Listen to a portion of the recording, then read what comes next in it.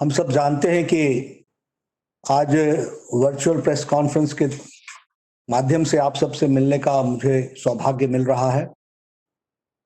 मैं चाहता तो ये था कि आपके साथ पार्टी कार्यालय में मिलकर के प्रेस कॉन्फ्रेंस करता और 1 साल के किए गए कार्यों के बारे में चर्चा करता, लेकिन हम सबको मालूम है कि हम सब लोग कोरोना वायरस के साए में अपने दैनंदिन कार्य को चला रहे हैं और डिजिटल वर्ल्ड का सहारा लेते हुए, डिजिटल टूल्स का सहारा लेते हुए इस वर्चुअल प्रेस कॉन्फ्रेंस में हम सब लोग शामिल हुए। एक बार पुनः आप सबका इस प्रेस कॉन्फ्रेंस में आने पर स्वागत करता हूं मैं।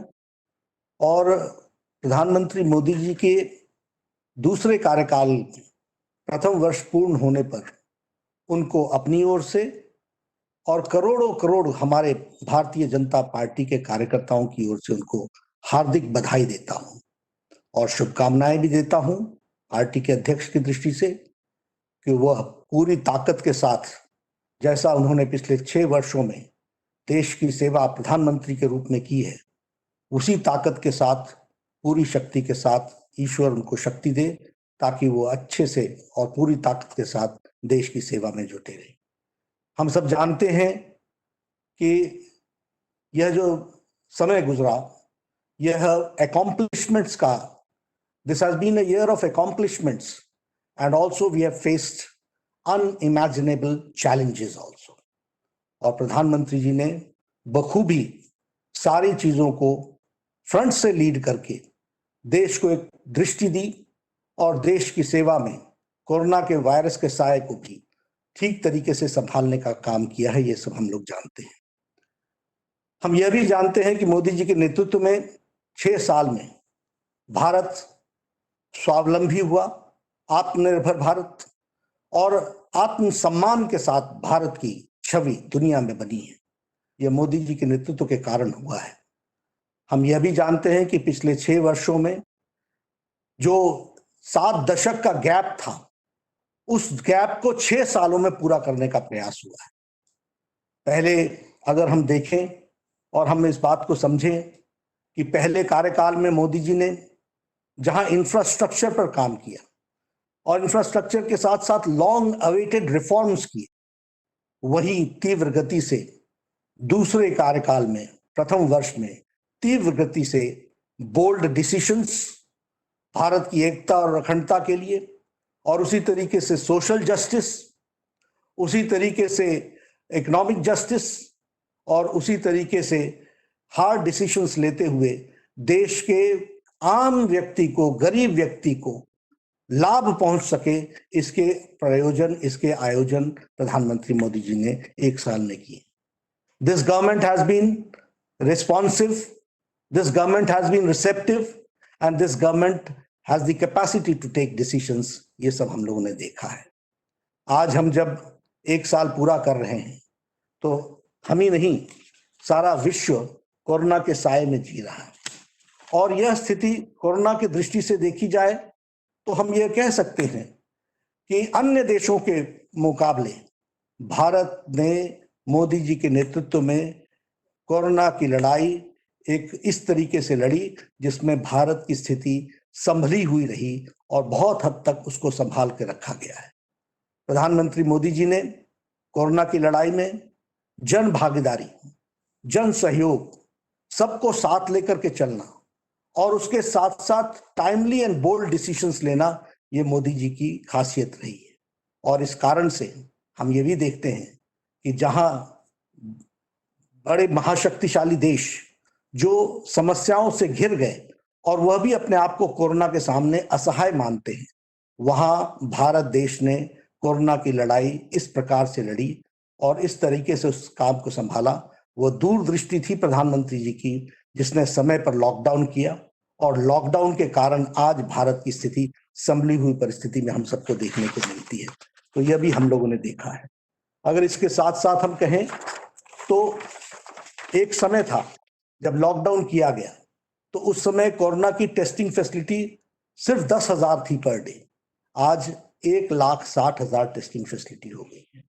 उसी तरीके से उस समय हमारे पास पीपीई किट्स की कमी थी, लेकिन आज लगभग 600 उद्यमी हमारे देश के लगभग 4,50,000 PPE kits, personal protection equipment kits, उसके जो किट्स हैं वो आज 4,50,000 प्रतिदिन बन रहे हैं। यह परिस्थिति आकर के खड़ी हुई है। उसी तरीके से वेंटिलेटर्स, 60,000 वेंटिलेटर्स का प्रावधान किया गया है, जिसमें से 58,000 वेंटिलेटर्स भारत में ही बन रहे हैं। यह है आत्मनिर्भर भारत की पहचान जिसको उन्होंने बनाया है। और इसमें से 50,000 वेंटिलेटर्स पीएम केयर फंड के फंड से खरीदे जा रहे हैं। इसको भी हमको ध्यान में रखना चाहिए। इसलिए अगर हम कहें तो आज 2 लाख हमारे पास बेड कैपेसिटी हो गई और इसी के साथ साथ हमारी आईसीयू कैपेसिटी बढ़ गई। तो हमने कोशिश की है कि स्वास्थ्य के ढांचे को, जहां शक्तिशाली देश स्वास्थ्य के मामले में उनके सिस्टम्स चरमरा गए, कोलैप्स कर गए, वहां भारत ने अपने आप को संभाल करके चलाने का प्रयास किया और मोदी जी के नेतृत्व में आत्मनिर्भर भारत की ओर हम आगे बढ़े। हमारे देश के उद्यमियों ने भी इसमें साथ दिया और इसके कारण आज हम इस लड़ाई को लड़ने के लिए तैयार भी हुए हैं और स्वदेशी और स्वावलंबन के मंत्र को लेकर के हम आगे बढ़ रहे हैं। उसी तरीके से अगर देखा जाए, वी आर द कंट्री जिसने आर्थिक दृष्टि से भी लोगों की चिंता की। वर्ल्ड हेल्थ ऑर्गेनाइजेशन ने इसको सराहा। उन्होंने कहा health is not the only factor which has to be taken into care. India has taken a lead and India has shown that economic aspect is also to be taken into consideration and for that Modi ji has taken a lead। यह बात की उन्होंने कही। 1,70,000 करोड़ रुपए का package उस समय दिया गया। उसके माध्यम से हम लगभग 80 करोड़ लोगों को उनके राशन की व्यवस्था की गई। 20 करोड़ बहनों को हमारे जनधन के खाते में, उनके जनधन के खाते में 500 रुपए पूरे 3 महीने के लिए डालने का हर महीने के लिए प्रयास किया गया। उसी तरीके से हमारे दिव्यांग भाई, हमारे बुजुर्ग, उनके भी खातों में 1,000 रुपए देने का प्रयास हुआ। उसी तरीके से मनरेगा में जिसकी दिहाड़ी 182 रुपए थी, उसको बढ़ा करके 202 रुपए कर दी गई और लगभग मनरेगा का आवंटन 1 लाख करोड़ रुपए, रिकॉर्ड आवंटन प्रधानमंत्री जी ने किया है, यह भी हम कह सकते हैं। उसी तरीके से 20 लाख करोड़ रुपए का एक होलिस्टिक पैकेज प्रधानमंत्री जी ने घोषणा की, जिसके बारे में हमारे निर्मला जी ने अगले 5 दिनों में, उसकी घोषणा के 5 दिनों बाद किस किस सेक्टर के लिए, किस किस सेगमेंट के लिए क्या क्या प्रयोजन किए गए, उसको आपको विस्तार से बताया है। This is a holistic package, जिस पैकेज के माध्यम से ये प्रयास हुआ है कि हर सेक्शन को कैसे आत्मनिर्भर बनाया जा सके, कैसे उनको खड़ा किया जा सके, कैसे उनको मुख्य धारा में शामिल किया जा सके, इस तरीके के, और साथ ही साथ उनको किस तरीके की रियायतें दी जा सके, इस बात को भी करने का प्रयास किया है। उसी तरीके से अगर हम कहें तो वसुधैव कुटुंबकम का नारा लेते हुए कोरोना की लड़ाई के बीच में हम लोगों ने 100 से ज्यादा देशों को उस समय हम लोगों ने राहत पहुंचाने का काम किया और उनको मेडिसिन पहुंचाने का काम किया। यह भी हमको ध्यान रखना चाहिए। इसलिए मैं ये कह सकता हूं कि जहां कोरोना की लड़ाई है और कोरोना की लड़ाई के साथ साथ उसको होलिस्टिक तरीके से किस तरीके से लड़ा जा सकता है, इसकी दृष्टि मोदी जी ने अपने नेतृत्व की क्षमता में दिखाई है और यह इस लड़ाई को बहुत जिसे मैं ये कह सकता हूं कि पूरी शिद्दत के साथ और फ्रंट से लड़ करके, और मैं यह भी कहना चाहूंगा और यहाँ पर देश को धन्यवाद देना चाहूंगा कि प्रधानमंत्री जी के एक एक आह्वान को देश ने रिस्पॉन्ड किया, देश ने सुना, देश ने समझा, देश ने उसको आत्मसात किया। इसके लिए मैं देश की जनता को भी धन्यवाद देता हूं और साथ ही साथ मोदी जी ने जिस नेतृत्व क्षमता को दिखाया है वह सच में अनुकरणीय भी है और वह सच में प्रशंसनीय है। यह हमको ध्यान में रखना चाहिए। मित्रों, कोरोना के साथ साथ भारत ने मोदी जी के दूसरे कार्यकाल में, प्रथम वर्ष में बहुत डिसाइसिव डिसीजंस लिए। अगर मैं बात करूं आर्टिकल 370 के एब्रोगेशन की, अगर मैं बात करूं 35A के जाने की, यह प्रधानमंत्री मोदी जी की इच्छा शक्ति का नतीजा था और उसको सूत्रधार बने हमारे गृह मंत्री अमित शाह जी, जिन्होंने उसको कार्य रूप दिया। दुनिया बोलती थी ये असंभव है, हम लोग बहुत समय से कहते थे एक देश में एक निशान, एक विधान, एक प्रधान, एक संविधान। लेकिन ये बचपन से कहते हुए हम जानते थे कि इसको करना बहुत कठिन कार्य है, लेकिन मोदी जी की इच्छा शक्ति ने इसको पूरा किया और धारा 370 को समाप्त करके, एब्रोगेट करके जम्मू कश्मीर की जनता जो मुख्य धारा में शामिल होने में दिक्कत आती थी, वो आज मुख्य धारा में शामिल हो गई है। वहां की महिलाओं के जो भारत के कानून नहीं लगते थे और उनको प्रोटेक्शन नहीं मिलती थी, आज उनको वो प्रोटेक्शन मिल रहा है। हमारे दलित भाई जिनके साथ अन्याय हो रहा था, वर्षों से अन्याय हो रहा था, उनको आज न्याय मिल रहा है। हमारे पाकिस्तान से आए हुए हमारे रेफ्यूजी भाई जो जम्मू कश्मीर में बस गए, उनको न्याय नहीं मिल रहा था, उनको आज न्याय मिल रहा है। उसी तरीके से हमारे प्रॉपर्टी राइट्स जो महिलाओं की थी, वह उनको नहीं मिलती थी, वह आज उनको मिल रही है। इस तरीके से जम्मू कश्मीर, लद्दाख का इलाका वो हमेशा इग्नोर्ड था, वो आज मुख्य धारा में शामिल होकर के अपने विकास की प्रगति के पथ पर चल पड़ा है। इसलिए धारा 370 ये देश की एकता और अखंडता का बहुत महत्वपूर्ण फैसला था जिसको मोदी जी ने लिया। अगर हम उसके साथ साथ बात करें तो हमारे CAA का, सिटीजन्स अमेंडमेंट एक्ट, वर्षों से बात चली आ रही थी कि हमारे अफगानिस्तान से, हमारे बांग्लादेश से, हमारे पाकिस्तान से जो बेचारे आए हैं, रिलीजियसली परसिक्यूटेड हैं, उनको यहाँ पर भारत में स्थान मिलना चाहिए, लेकिन ये काम नहीं हो पा रहा था। प्रधानमंत्री मोदी जी ने फैसला लिया और इस फैसले के कारण आज CAA, सिटीजन्स अमेंडमेंट एक्ट लागू हुआ और उनको मुख्य धारा में शामिल होने का मौका मिला, उनको सिटीजनशिप राइट्स मिले। ये हम ध्यान में है। हमारी मुस्लिम बहनें, हमारी माताएं जो 3 तलाक के कारण बहुत तकलीफ में थी, दिक्कत में थी, उनकी चिंता प्रधानमंत्री जी ने की और जो ट्रिपल तलाक था उसको, ये एक कुरीति थी, उसको समाप्त करने का काम प्रधानमंत्री मोदी जी ने किया है। उसी तरीके से टेररिज्म से लड़ने के लिए देश में UAPA, unlawful activities prevention act के तहत टेररिस्ट को टेररिस्ट घोषित करना, उसके खिलाफ एक्शन लेना, यह काम भी प्रधानमंत्री जी ने बखूबी कानून में परिवर्तन ला करके किया। NIA की, इन्वेस्टिगेशन एजेंसी की दायरे को बढ़ाया और उस दायरे को बढ़ाने के साथ साथ विदेशों में भी अगर ऐसी एक्टिविटी होती है तो उनको भारत के कानून के दायरे में ला करके उनके खिलाफ एक्शन हो, इस बात का भी प्रयास हुआ है।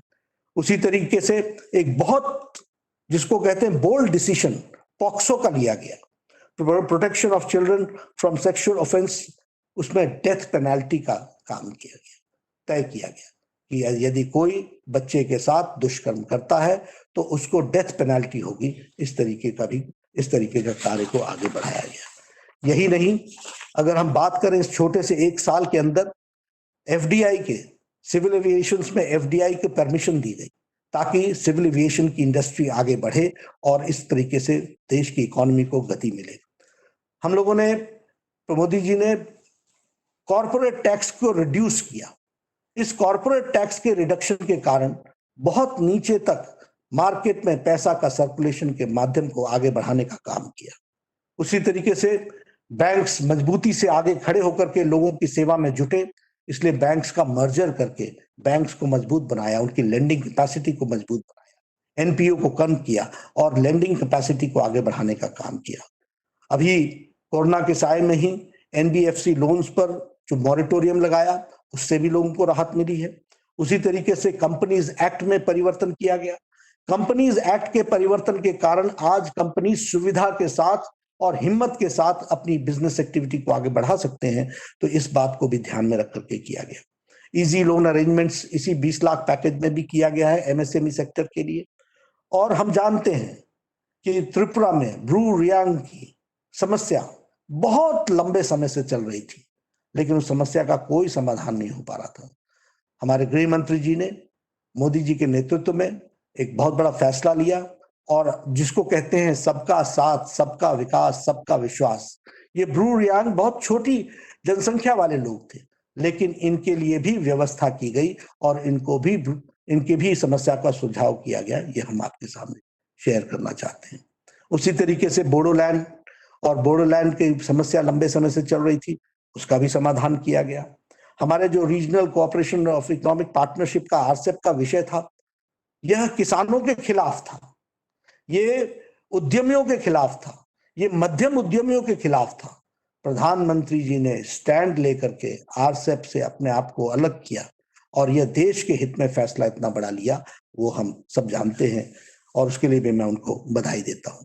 मित्रों, इस छोटे से काल में ऐसे छोटे बड़े बहुत से फैसले लिए गए, जिन फैसलों के कारण आज भारत देश एक मजबूत राष्ट्र के रूप में मोदी जी के नेतृत्व में आगे बढ़ रहा है, तीव्र गति से आगे चल रहा है, पूरी ताकत के साथ आगे बढ़ रहा है और भारतीय जनता पार्टी भी इसमें पीछे नहीं है। मैं एक बात निश्चित रूप से यहां यह भी बताना चाहता हूं कि हमारे जीवन में एक सपना रहा और ये दशकों का नहीं, सदियों का था, ये शतकों का सपना था कि रामलला का मंदिर, भव्य मंदिर वहां पर बने। इस काम को निश्चित रूप से सुप्रीम कोर्ट ने, पूरे पांचों बेंच के जजेस ने एक मत से फैसला दिया। उनका फैसला हम सबके लिए स्वागत योग्य रहा। लेकिन यह भी मैं बताना चाहूंगा कि यह फैसला हुआ, इस फैसले को न आने में कांग्रेस ने लगातार लंबे समय तक अड़ंगा लगाया, लेकिन यह फैसला हुआ। आज मुझे खुशी है कि वहां पर प्रधानमंत्री जी ने वहां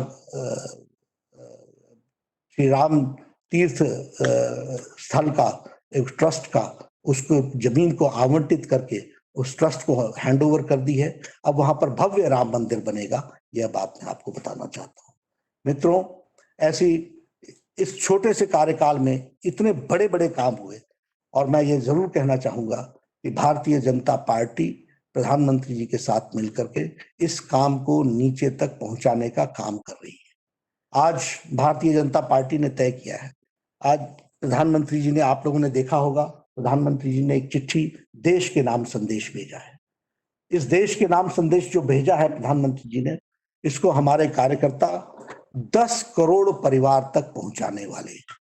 हम इसे 10 करोड़ परिवार तक ले जाएंगे और इसके साथ साथ लगभग 250 वर्चुअल प्रेस कॉन्फ्रेंसेस होंगी और इसके साथ साथ 2000 से ज्यादा वर्चुअल मीटिंग्स होंगी, पब्लिक रैलीज होंगी। एक एक रैली में हजार हजार कार्यकर्ता, हजार हजार लोग जुड़ेंगे और हमारे जो मोर्चा के सभी कार्यकर्ता हैं, वो मोर्चा के सभी कार्यकर्ता 500-500 इस प्रकार की वर्चुअल रैलीज करेंगे, समाज के विभिन्न वर्गों की रैलीज करेंगे, ताकि मोदी जी का संदेश जन जन तक जाए और उनके द्वारा किए गए कार्यों को हम जनता तक पहुंचाएं। इस काम को हम करेंगे। कोरोना के संकट में हम लोगों ने बहुत बड़ा काम किया। मुझे खुशी है कि हमारे कार्यकर्ताओं ने मिलकर फीड द नीडी में 14 करोड़ से ज्यादा लोगों को फूड पैकेट्स पहुंचाए और इसी तरीके से 4 करोड़ से ज्यादा राशन बांटे। लगभग 5 करोड़ के आसपास फेस मास्क बांटे हैं, फेस कवर बांटे हैं। तो हमारी कोशिश रही है पार्टी की ओर से भी सरकार के साथ कंधे से कंधा मिला करके चले और सरकार के साथ कंधे से कंधा मिला करके पूरी ताकत प्रदान करें। उसके साथ साथ जनता की सेवा में हम जुटे रहें, राष्ट्र की सेवा में हम जुटे रहें। भारतीय जनता पार्टी एक अच्छा उपकरण बने राष्ट्र की सेवा में और मोदी जी के नेतृत्व में लाए गए कामों को अमली जामा पहुंचाने के लिए नीचे तक अपना काम करे, यही मैं कहना चाहता हूँ। मित्रों,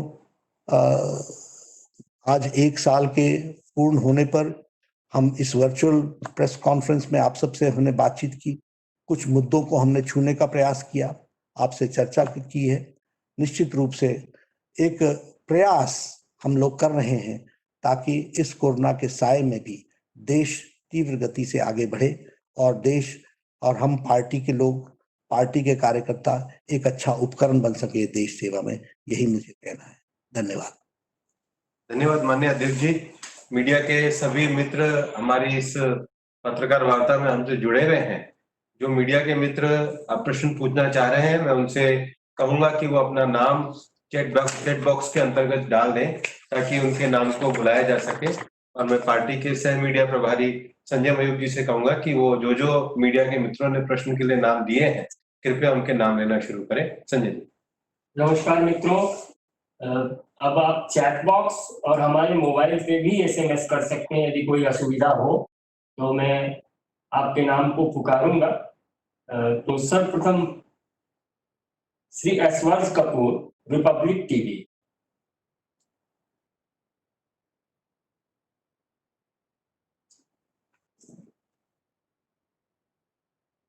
श्री विकास भदौरिया, एबीपी।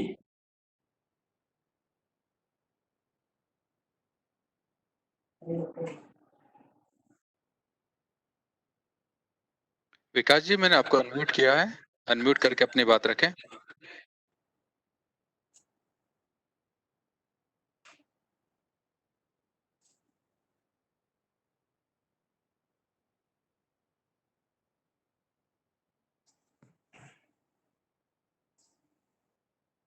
बोलिए विकास जी, मैंने आपको, हाँ बोलिए, अभी आपकी आवाज आएगी।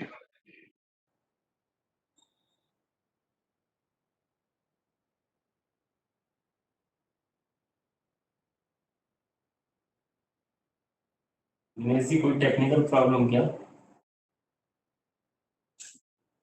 लगता है विकास जी अनम्यूट नहीं कर पा रहे हैं, आगे चलते हैं। अमिताभ सिन्हा, आपको विकास जी की आवाज आ रही है। विकास जी जी पूछिए अपना सवाल, विकास भदौरिया। मेरा सवाल ये है कि धारा 370 के उन्मूलन और समान नागरिक संहिता, माफ कीजिएगा, नागरिक संशोधन कानून लाए जाने के बाद भारत की राजनीति में आप किस तरह का बदलाव देखते हैं, और क्या ये बदलाव केवल जम्मू कश्मीर के नक्शे बदलने तक सीमित है, या इसका असर जो है भारत की आगामी आने वाली राजनीति पर भी पड़ेगा? देखिए, सबसे पहली बात तो ये है कि मैंने जैसा बताया कि जम्मू कश्मीर के लोगों की मेन स्ट्रीमिंग हुई है। लगभग 100 से ऐसे कानून थे जो भारत के पार्लियामेंट ने पारित किए थे और वो जम्मू कश्मीर की धरती पर नहीं लग रहे थे। आज वहां पर पंचायत का सीधा पैसा, अब पंचायत में सीधे भारत सरकार का सीधा पैसा पंचायत में जा रहा है।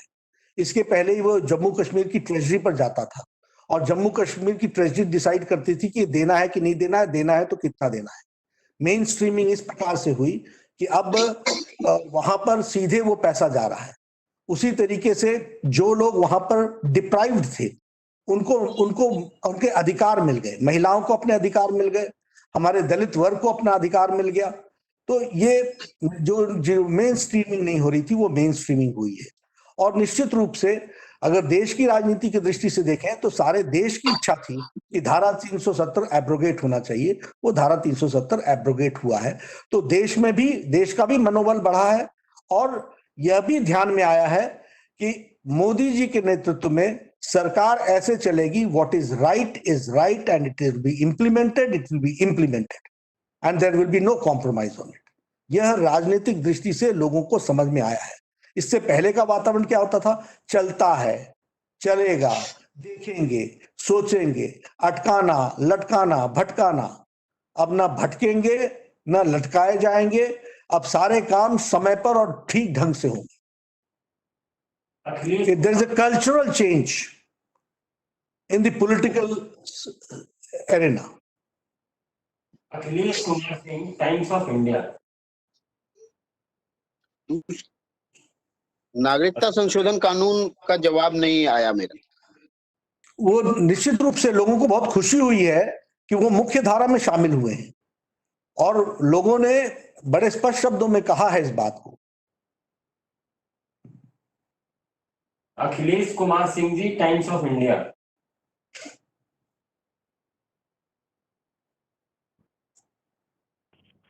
सर नमस्कार। नमस्कार अखिलेश जी। सर, ये जिस तरह की राजनीतिक पॉलिटिकल एलिगेशंस और काउंटर एलिगेशंस हुए हैं कोविड-19 के क्राइसिस में भी, एक तो ये सवाल है कि इस पर आपका क्या कहना है, और दूसरा बिहार चुनाव में किस तरह से आपका कैंपेन होगा और क्या अलायंस पार्टनर्स वगैरह से आपकी इस पर कोई चर्चा हुई है अभी तक? Thank you sir. देखिए, जहां तक भारतीय जनता पार्टी का सवाल है, हम लोगों ने कोरोना क्राइसिस में कभी भी राजनीतिकरण नहीं किया। हाँ, ये जरूर है कि कांग्रेस पार्टी का व्यवहार, आचार, वह जिम्मेदाराना नहीं रहा है। जिस जिम्मेवारी के साथ उनको रखना चाहिए था, वो उन्होंने नहीं बर्ताव किया। इस कारण से एलिगेशंस, काउंटर एलिगेशंस ये जरूर लगे, लेकिन ये दुर्भाग्यपूर्ण है। और भारतीय जनता पार्टी सेवा में विश्वास करती है। इस कोरोना क्राइसिस में हम क्या बेस्ट कर सकते हैं, ये हमने करने का प्रयास किया है। हमारे मजदूर भाई तकलीफ में रहे, हम जानते हैं बहुत तकलीफ में रहे, लेकिन भारतीय जनता पार्टी का एक एक कार्यकर्ता सड़क पर उतर करके उनकी सेवा के लिए उतरा है। हमने वहां राजनीति नहीं की और हमने इसको बखान भी नहीं किया। हमने इसकी चर्चा नहीं की। आपने पूछा इसलिए मैं बता रहा हूं आपको। लेकिन हम लोगों ने उनको वो सुरक्षित अपने घर पहुंच सके। बेचारा घर के लिए निकल गया, वो किन परिस्थितियों में निकला है, उसको हम लोगों ने किस तरीके से ठहरने का इंतजाम से लेकर के, भोजन के इंतजाम से लेकर के, जो हमारी ताकत थी वो हमने लगाई है। लेकिन अब ऐसा मैं कहना नहीं चाहता, लेकिन निश्चित रूप से वीडियो कॉन्फ्रेंसिंग करके इश्यूज को खड़ा करना और इश्यूज को भी कंफ्यूज्ड हालत में खड़ा करना, ये जिन्होंने किया है देश ने देखा है और देश सारी चीजों को देख रहा है। Ravindra Singh, Zee news. रविंद्र जी।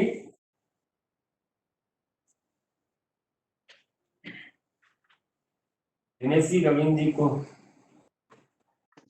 सर एक सेकंड, रविंद्र रख जी हैं? नहीं, रविंद्र सिंह जी न्यूज से है, रविंद्र सिंह। अगला अमित कुमार, न्यूज 24 से। सर जी न्यूज से लेते हैं पहले रविंद्र जी को। जी।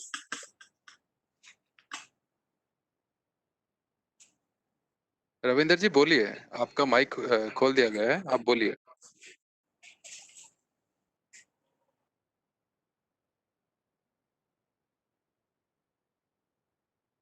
आगे चलते हैं सर। अमित कुमार, न्यूज 24।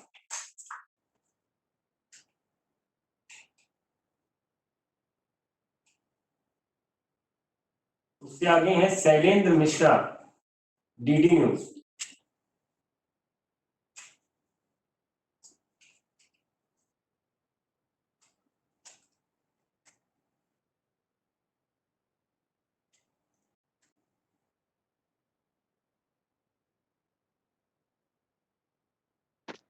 शैलेंद्र जी बोलिए। हाँ, मेरा सवाल सर ये है, ऑडियो आ रहा है?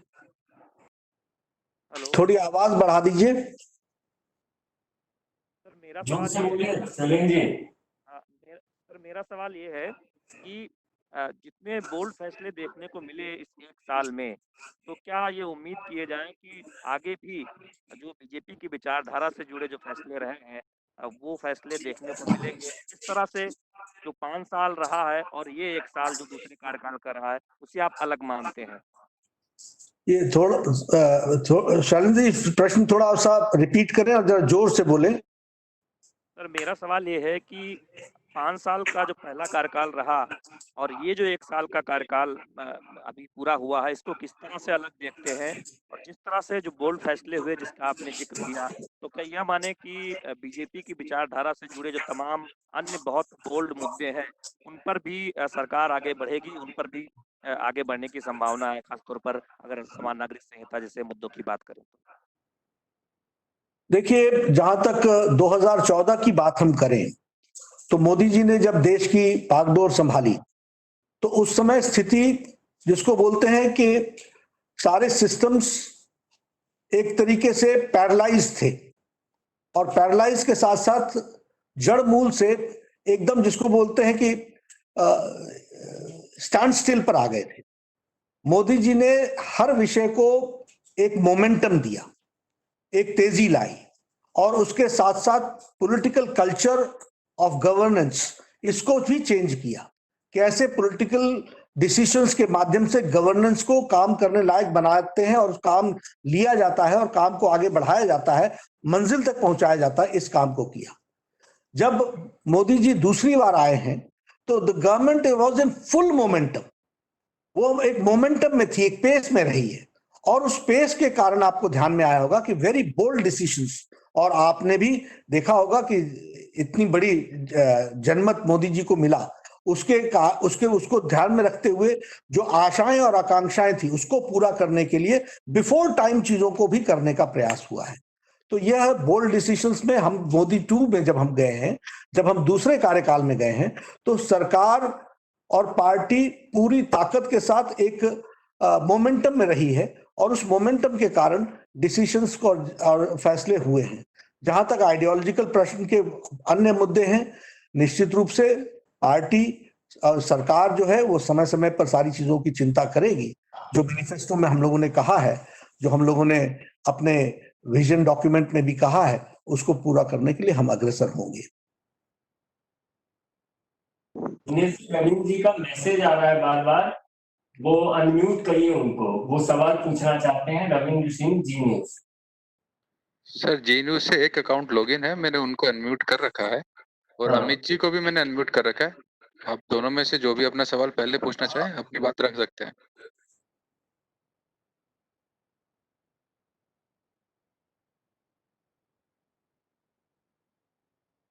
अगला राम नारायण श्रीवास्तव, दैनिक हिंदुस्तान।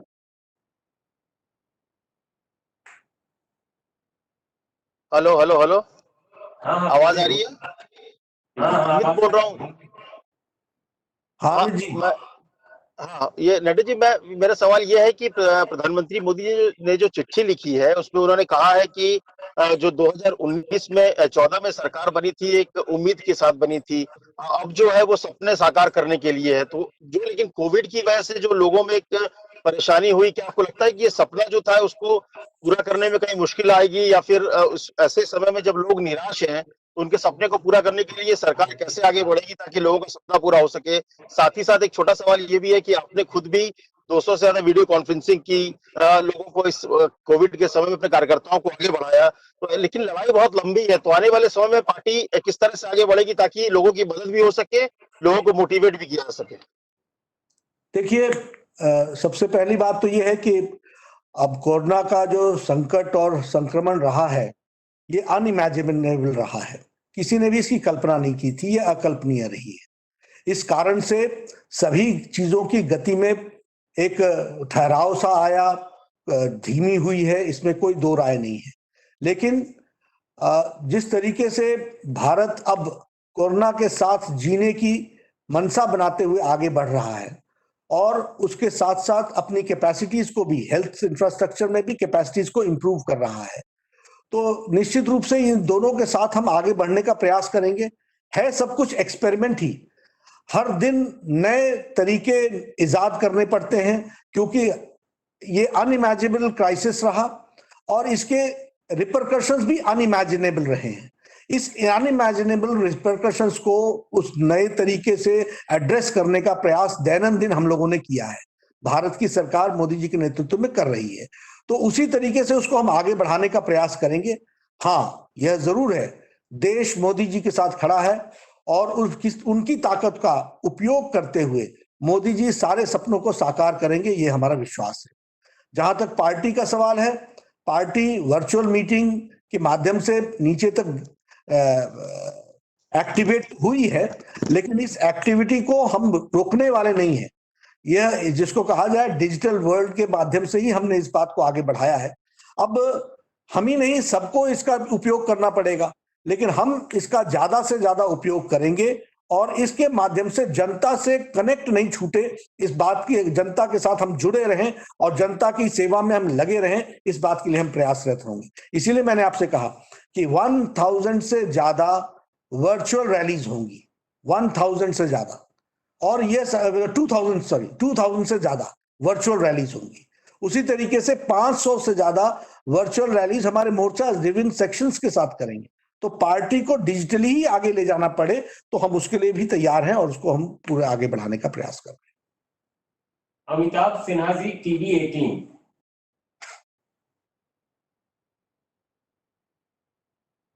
राम नारायण श्रीवास्तव जी। अमिताभ जी, आप अपनी बात रखिए।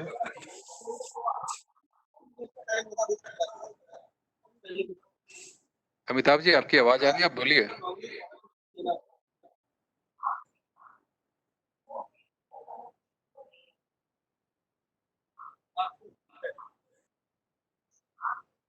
संजय जी, आपने जी से किन का नाम लिया था?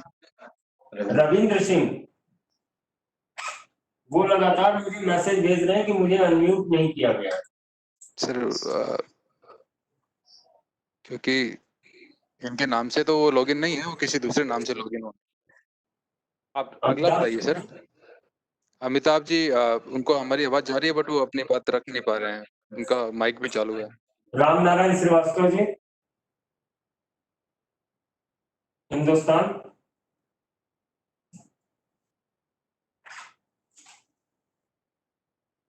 सर इस नाम से भी लॉगिन नहीं है वो। रितेश जी, इनके सामने पार्टिसिपेंट की लिस्ट खोल दीजिए एक बार। खुली भी है। तो सर इसमें देखो, राम के नाम से नहीं है सर, राम नारायण।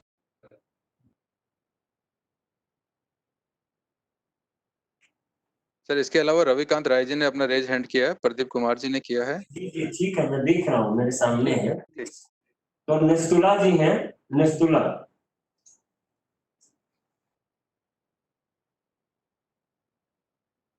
अनम्यूट किया है सर मैंने उनको। मेरी आवाज आ रही है नड्डा जी आपको? हाँ निस्तुला जी बोलिए। First of all, congratulations on the first anniversary. Thank you, thank you. My question is with regard to the challenges before the Modi government for the rest of its tenure. ये बात सही है कि बड़े बोल्ड डिसीजंस पॉलिटिकल और social front पे लिए गए थे पिछले एक साल के अंदर, पर अभी जो चैलेंज है, स्पेशली कोविड-19 का जो असर पड़ा है, वो इकोनॉमी पे बहुत भारी पड़ा है और बहुत इकोनॉमिक पेन जो है वो हिंदुस्तान को झेलना पड़ेगा, बाकी दुनिया को भी झेलना पड़ेगा। ये जो आत्मनिर्भरता का फिलॉसफी जो प्राइम मिनिस्टर ने अपने एड्रेस टू द नेशन और बार-बार रिटरेट की अपनी चिट्ठी में भी किया है, उसमें एक सेपरेशन डालना चाह रहे हैं कि ये कोई पुराने लाइसेंस कोटा राज टाइप का आत्मनिर्भरता नहीं होगा जो इंदिरा गांधी के समय हम लोग देखा था। इस पर कोई आप प्रकाश डाल सकते हैं कि ये किस तरह की आत्मनिर्भरता रहेगी? अगर आप लाइसेंस कोटा राज है उस तरह के अपने बॉर्डर्स को आप सिमटाना नहीं चाहते, मर्केंटाइल बॉर्डर्स को या ट्रेड बॉर्डर्स को, तो क्या करना चाहते हैं इसमें? देखिए निस्तुला जी, सबसे पहली बात तो ये है कि वैसे निर्मला जी ने बड़े डिटेल में सारी बात को अपने 20 लाख करोड़ के पैकेज के बारे में जब चर्चा की थी तो उसको बताया था।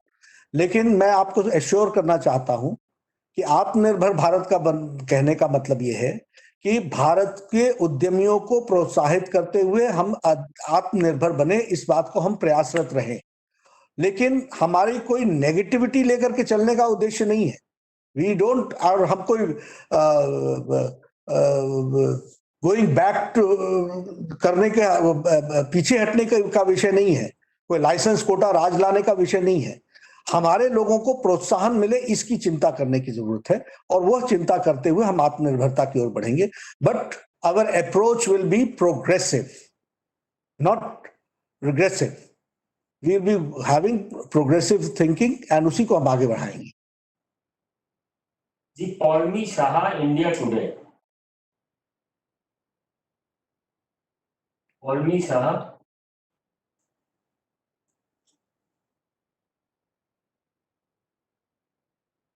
पौलमी शाह जी बोलिए, माइक अनम्यूट है उनका। पौलमी बोलिए।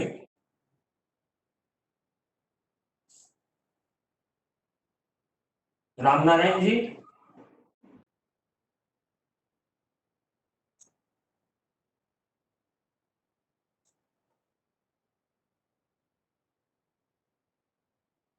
नवनीत मिश्रा।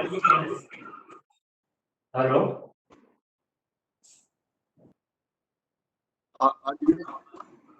ये आवाज आ रही है मेरी? हाँ हाँ बोलिए।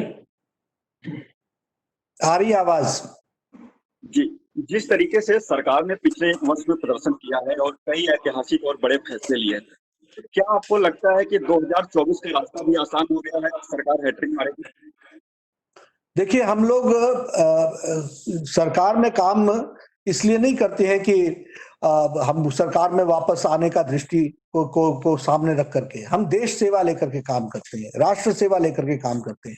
और आज मोदी जी ने दिन रात 24 घंटे काम करके राष्ट्र की सेवा में समर्पित रहे हैं।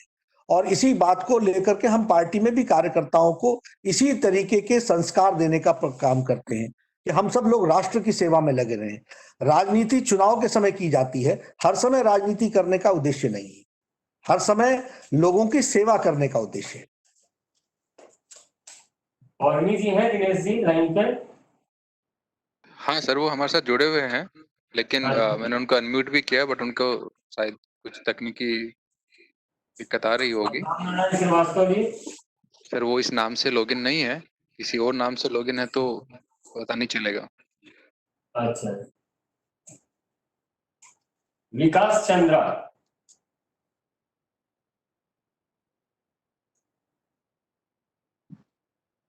मेरी आवाज आ रही है? हाँ बोलिए। मेरी नड्डा जी, मैं विकास चंद्र बोल रहा हूँ न्यूज नेशन से जी। मेरा सवाल है कि लगातार कांग्रेस की तरफ से और खास तौर पर राहुल गांधी जी की तरफ से आरोप लगाया जाता है और कहा जा रहा है कि लॉकडाउन तो फेल हो गया और हवाला प्रवासी मजदूरों का देते हैं।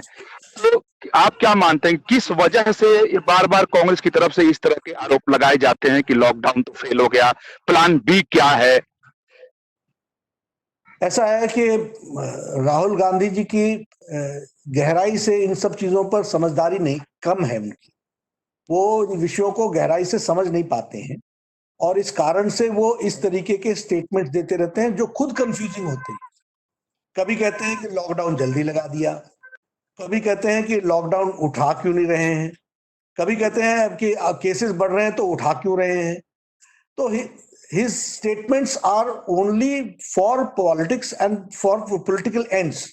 It has got nothing to do with the addressing the issues of corona crisis. वो राजनीतिकरण से प्रेरित होकर के इस तरीके के बयानबाजी करते रहते हैं। जानकारियां उनकी सीमित है, उनका अध्ययन भी सीमित है और इस दृष्टि से सारे कोरोना के बारे में जो समझदारी बननी चाहिए वो उनकी बन नहीं पाती है, वो उनकी दिक्कत है। लेकिन ठीक है, वो राजनीतिक दल के नेता हैं, इसलिए उनको कुछ बोलना है तो वो बोलते हैं। लेकिन देश की जनता जानती है, अच्छे से जानती है कि मोदी जी के द्वारा उठाए गए प्रयासों का क्या अंतर पड़ा है और लॉकडाउन सही समय पर लगने के कारण आज भारत देश की तस्वीर क्या है ये सबको मालूम है। और सही समय पर सही निर्णय लेने का बारे में देश उनके साथ खड़ा है। लेकिन कांग्रेस पार्टी में पॉलिटिक्स करने की आदत है, इसलिए वो इस तरह की बातचीत करती हैं। और्मी साहब। हेलो, रामनारायण श्रीवास्तव, हिंदुस्तान अखबार से। बोलिए सर। मेरा रामनारायण जी बोलिए तेज।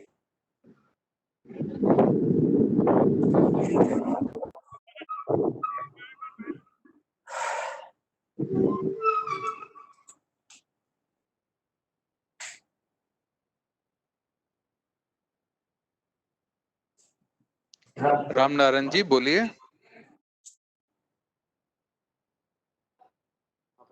आवाज आएगी। हेलो जी बोलिए। जी, मेरा सवाल यह है कि प्रधानमंत्री जी ने आह्वान किया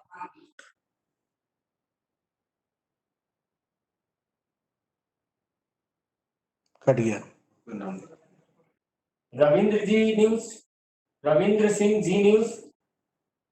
और्मी शाह इंडिया टुडे।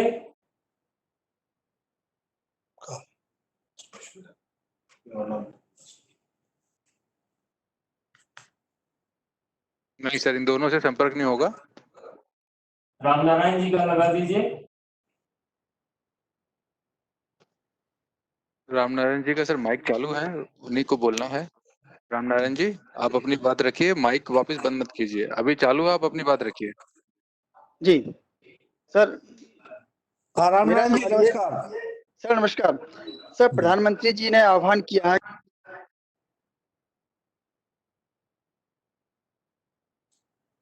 आवाज कट गई भाई, आवाज नहीं आ रही है।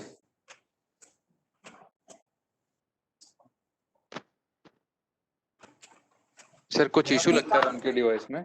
रविकांत राय।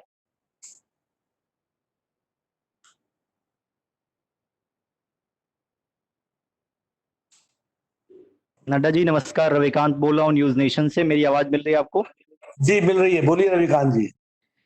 नड्डा जी मेरा सवाल ये है कि कोविड की वजह से जिस तरीके से पूरी दुनिया में बदलाव हो रहा है, रहन सहन और जीने का तरीका बदल रहा है, वैसे में भारतीय जनता पार्टी के राष्ट्रीय अध्यक्ष के रूप में आप क्या बता पाएंगे कि इसका राजनीति में क्या असर पड़ेगा? किस तरीके के बदलाव आने वाले दिनों में राजनीति में आप देखते हैं कोरोना की वजह से? देखिए, निश्चित रूप से अगर राजनीतिक दृष्टि से आप कहेंगे इलेक्शन कैंपेन में, तो कैंपेन में तो असर बहुत पड़ेगा इसका, क्योंकि जो एक जीवन शैली है वह बहुत ही रिस्ट्रिक्टेड वातावरण में ही कैंपेनिंग करने का मौका मिलता है। पार्टी की गतिविधियों को तो नीचे तक चलाने की व्यवस्था होती है, हो गई है, उसको तो करेंगे, लेकिन कैंपेनिंग पार्ट में निश्चित रूप से दिक्कतें आएंगी, और वो हम ही को नहीं आएंगी, सबको आएंगी, हमको उसको उसी तरीके से देखना पड़ेगा।